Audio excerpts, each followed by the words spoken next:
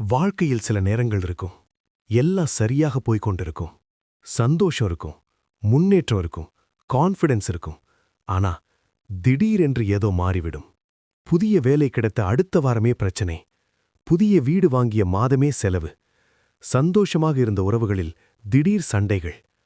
அந்த நேரத்தில் மனிதன் முதலில் என்ன நினைப்பான்? கண் திருஷ்டிப்பட்டிருக்கும். இந்த ஒரு வார்த்தை சாதாரண வார்த்தை இல்ல. அது ஒரு மனநிலையை உருவாக்கும். அது ஒரு பயத்தை விதைக்கும். அது ஒரு டவுட்டை நம் உள்ளத்தில் நுழைக்கிறது. வீடியோ ஃபுல்லா பாருங்க. நான் உங்கள் சோல்சவுண்ட் தமிழ். நம் முன்னோர்கள் பல கதைகளை சொல்லியிருக்கிறார்கள். அதில் ஒன்று குடுக்குப்புக்குக்காரன்.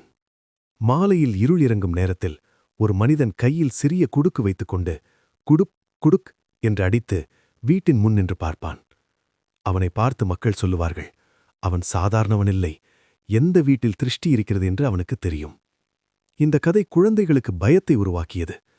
பெரியவர்களுக்கு சந்தேகத்தை உருவாக்கியது. ஒரு வீடு இழப்பை சந்தித்தால் அவன் காரணம். ஒரு குடும்பத்தில் சண்டை ஏற்பட்டால் அவன் காரணம். ஒரு குழந்தைக்கு உடல்நலம் குன்றினால் அவன் காரணம். ஒரு மனிதனை விட அவனைப் பற்றிய நம்பிக்கைதான் அந்த ஊரை கட்டுப்படுத்தியது. மனிதன் ஒரு விஷயத்தை நம்பினால் அவன் மூளை அந்த நம்பிக்கையை நிரூபிக்கும் ஆதாரங்களை தேடும். இதற்கு மனவியலில் ஒரு பெயர் உண்டு, கன்ஃபர்மேஷன் பயாஸ். நாம் ஏற்கனவே நம்புகிறதை நிரூபிக்கும் விஷயங்களையே கவனிப்போம். நஷ்டம் ஏற்பட்டால் திருஷ்டி, லாபம் ஏற்பட்டால் அது சாதாரணம். இது சக்தி அல்ல, இது சாபம் அல்ல, இது மனதின் வேலை. கல்லுப்பு உண்மையா, மன அமைதியா? பழைய காலங்களில் கல்லுப்பை எடுத்துக்கொண்டு 3 முறை சுற்றி வெளியே போட்டார்கள். நெகட்டிவ் எனர்ஜி போகட்டும் என்ற நம்பிக்கை. ஆனால் உண்மையில் என்ன நடந்தது? ஒரு செயல் நடந்தது, ஒரு சின்ன ரிச்சுவல். அந்த ரிச்சுவல் மூலமாக மனசுக்கு ஒரு மெசேஜ் சென்றது. இப்போ பாதுகாப்பு இருக்கிறது. அந்த பாதுகாப்பு உணர்வு அமைதியை கொடுத்தது. அமைதி கான்ஃபிடன்ஸை கொடுத்தது. கான்ஃபிடன்ஸ் நல்ல முடிவுகளை உருவாக்கியது. அதனால் மக்கள் நினைத்தார்கள், கல்லுப்பு வேலை செய்தது. ஆனால் வேலை செய்தது அவர்களின் மனநிலை, பயம். உண்மையான திருஷ்டி ஒரு வெளிப்பார்வை உங்களை பாதிக்க முடியாது, நீங்கள் அதை நம்பவில்லை என்றால். ஆனால் ஒரு உள்ள பயம் உங்களை நிச்சயமாக பாதிக்கும். பயம் வந்தவுடன் நம்பிக்கை குறையும், நடத்தை மாறும், தவறுகள் அதிகரிக்கும். சின்ன பிரச்சனை கூட பெரியதாக தோன்றும். அப்போ வாழ்க்கை உண்மையிலேயே கெட்டுப்போகும்.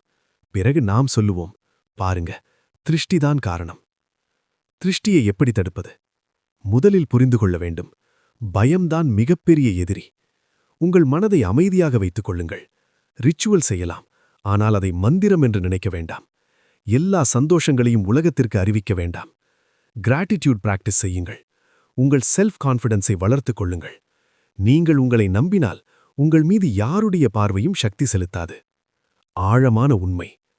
குடுக்குப்புக்குக்காரன் வெளியே வராமல் இருக்கலாம், ஆனால் நம்முள்ளிருக்கும் பயம் தினமும் குடுக் குடுக் என்று அடித்துக் கொண்டே இருக்கும். அந்த சத்தம் நம்மை நினைவூட்டும், ஏதோ தவறு நடக்கப் போகிறது. அந்த சத்தத்தை நிறுத்த வேண்டுமென்றால் வெளியில் இருக்கும் மனிதனை ஓட்ட வேண்டியதில்லை, உள்ளே இருக்கும் பயத்தை வெளியேற்ற வேண்டும். கண் திருஷ்டி இருக்கலாம், இல்லாமலும் இருக்கலாம். ஆனால் 100% உறுதி என்னவென்றால், உங்கள் வாழ்க்கையை கட்டுப்படுத்தும் சக்தி யாருடைய கண்களிலும் இல்லை, அது உங்கள் மனதில் இருக்கிறது. பயம் நீங்கினால் திருஷ்டி சக்தி இழக்கும். நம்பிக்கை வந்தால் உங்கள் வாழ்க்கை மீண்டும் ஒளிரும். முடிவு: திருஷ்டியை தடுக்க வேண்டுமா? கல்லுப்பு போடலாம், எலுமிச்சை கட்டலாம், பூஜை செய்யலாம். ஆனால் அதைவிட முக்கியமானது, உங்கள் டவுட்டை சுற்றி வெளியே போடுங்கள். உங்கள் பயத்தை கதவுக்கு வெளியே விடுங்கள்.